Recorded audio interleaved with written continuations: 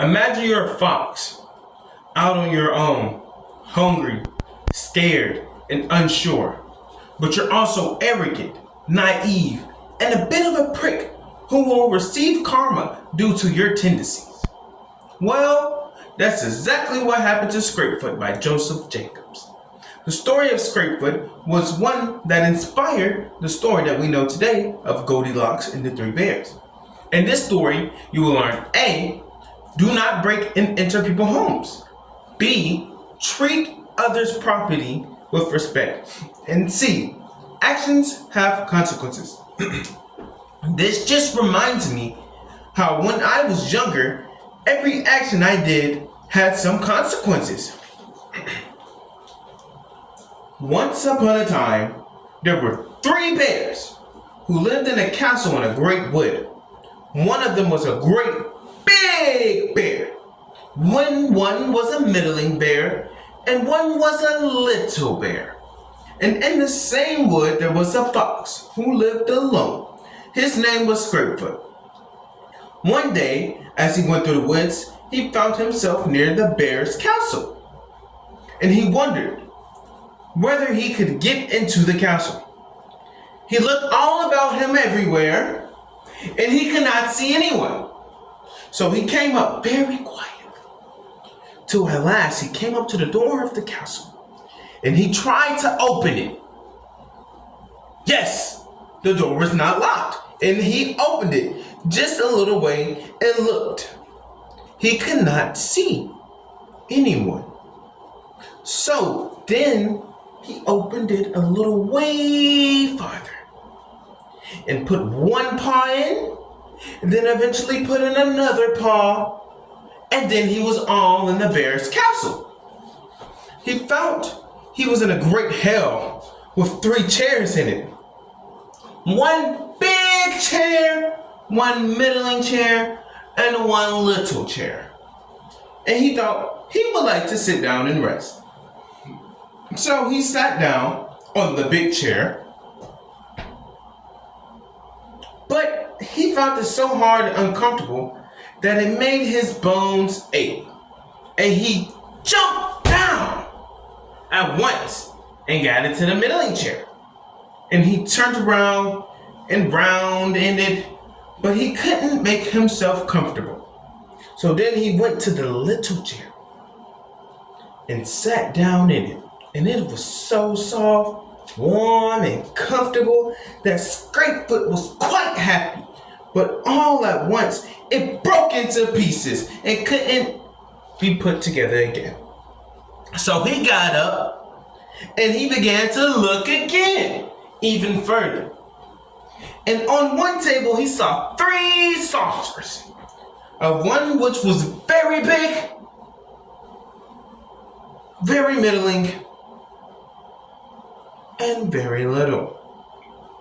Scrapefoot was very thirsty, and he began to drink out the big saucer, but only just tasted the milk in the big saucer, which was so sour and so nasty that he would not taste another drop of it. Then he tried in the middling saucer, and he drank a little of that. He tried 2 or 3 mouthfuls, but it was not nice. And then he left it and went to the little saucer. And the milk in the little saucer was so sweet, so nice, that he went on drinking it until it was all gone. Then Scrapefoot thought he would like to go upstairs. And he listened, and he could not hear anyone. So upstairs he went, and he found a great room with 3 beds in it. One was a big bed, one was a middling bed, and one was a little bed. And he climbed up into the big bed, but it was so hard and lumpy and uncomfortable that he jumped down again at once and tried the middling bed. That was rather better, but he could not get comfortable in it. So after turning about a little while, he got up and went to the little bed. And that was so soft and so warm and so nice that he fell asleep at once. After a time, the bears came home. And when they got into the hell, the big bear went to his chair and said, "Who's been sitting in my chair?" And the middle bear said, "Who's been sitting in my chair?" And the little bear said, "Who's been sitting in my chair? And why is it all broken into little pieces?" Then they went to have their milk. And the big bear said, "Who's been drinking in my milk?" And the middle bear said, "Who's been drinking in my milk?" And the little bear said, "Who's been drinking my milk and has drunk it all up?"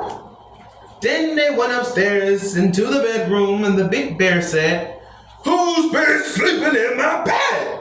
And the middle bear said, "Who's been sleeping in my bed?" And the little bear said, "Who's been sleeping in my bed? And see, here he is right here." So then the bears came and wondered what they should do with him. And the big bear said, "Let's hang him." And then the middle bear said, "Let's drown him." And then the little bear said, "Let's throw him out the window." Then the bears took him to the window, grabbing one leg and the other leg, and they swung him backwards and forwards and backwards and forwards and backwards and forwards out of the window. Poor Scrapefoot was so frightened.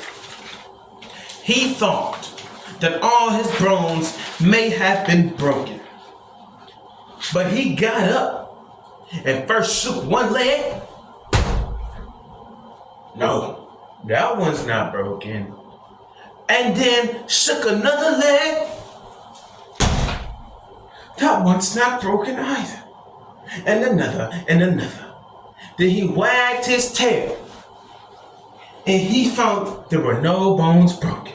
So then he galloped off home as fast as he could go. And never, ever, ever, ever, never went near the bear's castle again. That has been Scrapefoot by Joseph Jacobs. Thank you.